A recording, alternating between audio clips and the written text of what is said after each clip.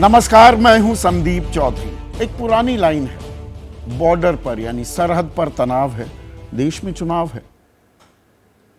इसे मैं आज थोड़ा बदलकर आपके सामने सीधा सवाल में पेश करने वाला हूं।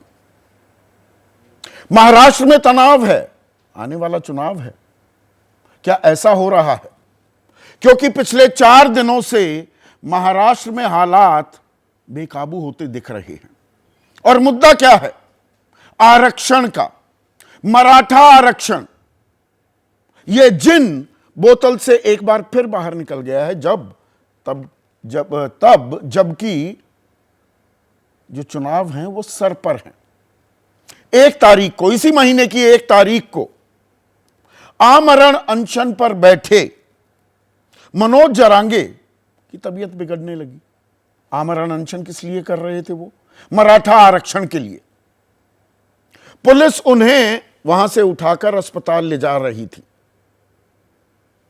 हालात बिगड़ गए। हालत बिगड़ी थी मनोज जरांगे की, लेकिन वहां पर कानून व्यवस्था के हालात बिगड़ गए। पुलिस को लाठीचार्ज करना पड़ा, टीयर गैस के गोले भी छोड़े गए, आगजनी हुई, हिंसा हुई। 350 लोगों को हिरासत में लिया गया है। 43 पुलिस वाले जख्मी हो गए, एडिशनल सीपी तक वो घायल हो गए। अब इस पर राजनीति भी शुरू हो गई। उप मुख्यमंत्री हैं देवेंद्र फडणवीस।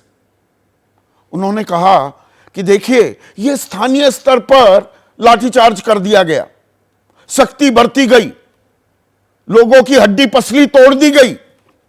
यह ऊपर से आदेश नहीं आया है। निंदा भी की उन्होंने इस लाठीचार्ज की। लेकिन राजनीति वो तो गरमाने लगती है, और कहीं हिंसा हो जाए, आग भड़क जाए तो सियासी रोटियां सेके जानी लगती हैं। जो एसपी हैं फोर्स लीव पर भेज दिया गया।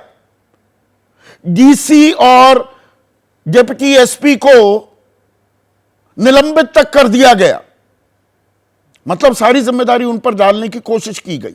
उधर विपक्षी खेमे से नेताओं का तांता लगने लगा, जालना की तरफ सब रुख करने लगे।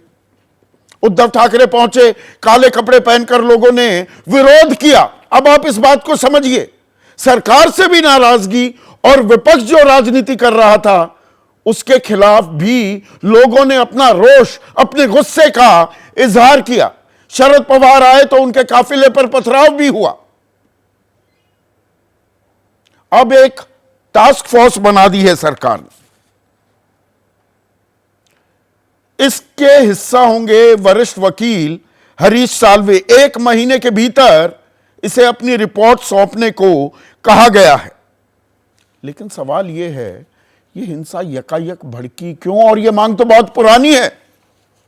यह आज की बात नहीं। 2014 में देवेंद्र फडणवीस की, बीजेपी की जब सरकार बनी थी तो मराठा आरक्षण देने का ऐलान किया गया था और दिया भी गया।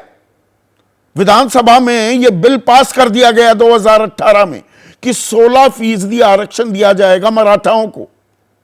हाईकोर्ट ने इसे जून 2019 में 12% आरक्षण कर दिया नौकरी के लिए और 13% आरक्षण की सीमा रखी। लेकिन पेंच आ गया सुप्रीम कोर्ट के रूप में। सुप्रीम कोर्ट ने आरक्षण पर रोक लगा दी कि भाई एक लक्ष्मण रेखा खींच रखी है 50% की। इंदिरा साहनी केस में यह फैसला सालों पहले हो गया था। लैंडमार्क वो जजमेंट मानी जाती है। तो आप इससे आगे नहीं जा सकते। लेकिन बहुत से राज्य जा रहे हैं। अब तो जातीय और जातिगत, बल्कि मैं कहूं जातीय गलत शब्द मैंने इस्तेमाल कर दिया, जातिगत जनगणना, उसकी कवायद भी शुरू हो गई है। बिहार ने तो पूरी भी कर ली है। अब कुछ ही दिनों में वो सामने आ भी जाएगी। केंद्र सरकार ने इसका विरोध किया था कि जातिगत जनगणना करना वो तो केंद्र सरकार का अख्तियार है, जब सुप्रीम कोर्ट में मामला पहुंचा था। लेकिन बाद में अपने हलफनामे में कहा कि पैरा 5 गफलत में गलती से हमने डाल दिया था। हम जनगणना कराएंगे, जातीय सर्वे, जातिगत सर्वे राज्य सरकारों को कराना है तो कराएं। तो इसमें कहीं ना कहीं कड़ी जुड़ जाती है। यह सिर्फ मराठा आरक्षण की बात नहीं है, यह पिछड़ी जाति से भी जुड़ जाता है। और जातिगत जो जनगणना हो रही है उसका अंतिम नतीजा क्या होगा कि भाई आरक्षण दिया जाए। जिन जातियों को अभी भी आरक्षण का फायदा नहीं मिल पा रहा है, क्योंकि जी रोहिणी आयोग ने यह साफ कर दिया है कि 1% जो पिछड़ी जातियां हैं, 2600 के करीब जातियां हैं, उनमें से 1% 50% से ज्यादा दाखिले और नौकरी ले रहे हैं। 923 ऐसी जातियां हैं उन्हें तो कोई दाखिला, कोई नौकरी मिल ही नहीं रही, यानी कि आरक्षण का कोई लाभ नहीं। 994 ऐसी हैं उनको 2.8% के करीब आरक्षण मिल पाता है। और मराठा तो दबंग समुदाय जाति माना जाता है। अब इसकी वानगी भी आपके सामने पेश कर दूं कि उनकी ताकत कितनी है। 33% आबादी है मराठाओं की, और पश्चिमी महाराष्ट्र, उत्तरी महाराष्ट्र और मराठवाड़ा में इनका अच्छा खासा दखल है, लगभग हर सीट पर। और इन 3 इलाकों में तो वो डिसाइडिंग फैक्टर हैं। महाराष्ट्र में 48 सीटें हैं। पिछली बार एनडीए के खेमे में जब शिवसेना में फूट नहीं हुई थी, शिवसेना और बीजेपी ने साथ-साथ चुनाव लड़ा था। 48 में से 42 सीटें वो जीत गए थे। अब सत्ता पक्ष से आरोप ये भी लग रहे हैं कि भाई हिंसा भड़काई जा रही है जानबूझकर, इस मामले को तूल दी जा रही है। तो तूल कौन दे रहा है, यह अपने आप में सवाल है। या सवाल यह है कि ये मराठा आरक्षण जैसा पटेलों का आरक्षण, उसकी भी मांग बढ़ी थी। गुजरात में राजनीति में बहुत चहलकदमी हुई थी, गुज्जर आंदोलन चला। राजस्थान में आरक्षण को लेकर जाटों का आंदोलन चला 2016 में, हरियाणा में आरक्षण को लेकर। अब ये रायता, अगर मैं शब्द इस्तेमाल करूं, ये कहीं और तो नहीं फैल जाएगा? और इसको रोका कैसे जाए, इसको समेटा कैसे जाए? एकनाथ शिंदे कह रहे हैं कि आरक्षण देने के लिए जो कुछ भी करना होगा वो किया जाएगा। देवेंद्र फडणवीस, जैसा मैंने आपको बताया, वो कह रहे हैं लाठीचार्ज का आदेश गृह विभाग ने नहीं दिया, लोकल प्रशासन ये फैसला खुद लेता है। लेकिन राज ठाकरे, वो दोनों तरफ की राजनीति करते हैं, फायर ब्रांड नेता हैं, वो कह रहे हैं लोकल पुलिस पर ब्लेम डालने का क्या मतलब? जिसने आदेश दिया उसके खिलाफ कार्रवाई होनी चाहिए। यानी कि वो साफ कह रहे हैं आदेश तो ऊपर से गया। आदित्य ठाकरे तो मुख्यमंत्री का इस्तीफा मांग रहे हैं, जबकि अशोक चव्हाण कह रहे हैं एक देश एक चुनाव को बढ़ावा दे रही है केंद्र, लेकिन मराठा आरक्षण का क्या? और उद्धव ठाकरे तो 2 कदम और आगे चले गए, बड़ी दिलचस्प मांग कर दी। संसद का विशेष सत्र, 5 दिन का सत्र 18 सितंबर को शुरू होगा, तो वो कह रहे हैं कि विशेष सत्र में मराठा आरक्षण देने की अपील करता हूं। प्रधानमंत्री से अपील कर दी। तो जो ये आग आरक्षण को लेकर लगी है, जो ये आवाज उठी है महाराष्ट्र में, क्या इसके देशव्यापी असरात आने वाले दिनों में हो सकते हैं? क्योंकि चुनाव नजदीक है। वार पलटवार कैसे किया जा रहा है, पहले उस पर एक नजर। महाराष्ट्र में एक नहीं 3 जनरल डायर है। एक मुख्य जनरल डायर है और 2 डेप्यूटी जनरल डायर है। ये पुलिस को आदेश दिया गया उनको हटा दो, ताकत की आजमाइश करे, गोलियां चलाओ। क्या करते गृह मंत्री?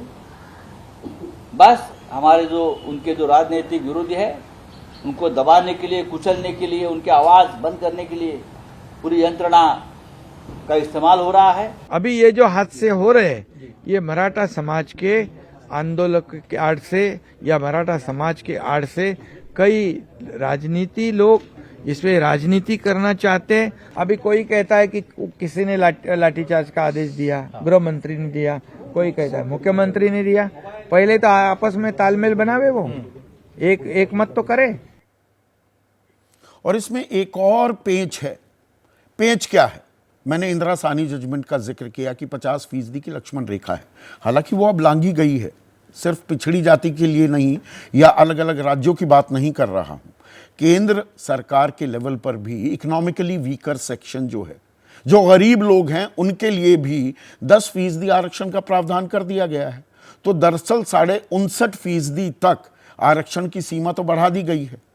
और जब यह फैसला दिया गया, इसे ठीक करार दिया सुप्रीम कोर्ट ने भी, तो जस्टिस JB पारदीवाला ने क्या कहा था, इसको भी ध्यान रखने की जरूरत है। डॉक्टर भीमराव अंबेडकर का विचार महज 10 साल के लिए आरक्षण लागू करके सामाजिक सौहार्द लाने का था, लेकिन यह पिछले 7 दशकों से जारी है। एक टेम्पररी, एक अस्थाई व्यवस्था स्थायी हो चुकी है। आरक्षण अनंत काल तक जारी नहीं रहना चाहिए, और अगर ऐसा होता है तो यह निजी स्वार्थ है। और निजी स्वार्थ ही है क्या? और यही राजनीतिक स्वार्थ आने वाले 7 महीनों में इस पर कबड्डी होती दिखेगी क्या? जैसे ही घड़ी का काटा दोपहर 2:30 पे आए, बबीता जी का दिल सास बहू साजिश के लिए मचल जाए। और ये है इनकी बहू, पूरे दिन ऑफिस की टेंशन हो जाए गॉन जब ये करें अपना फेवरेट शो फ्री टाइम पे ऑन। इनकी तरह आप भी देखिए अपना फेवरेट शो अपने टाइम पर और डाउनलोड कीजिए ABP लाइव ऐप अपने स्मार्ट टीवी पर।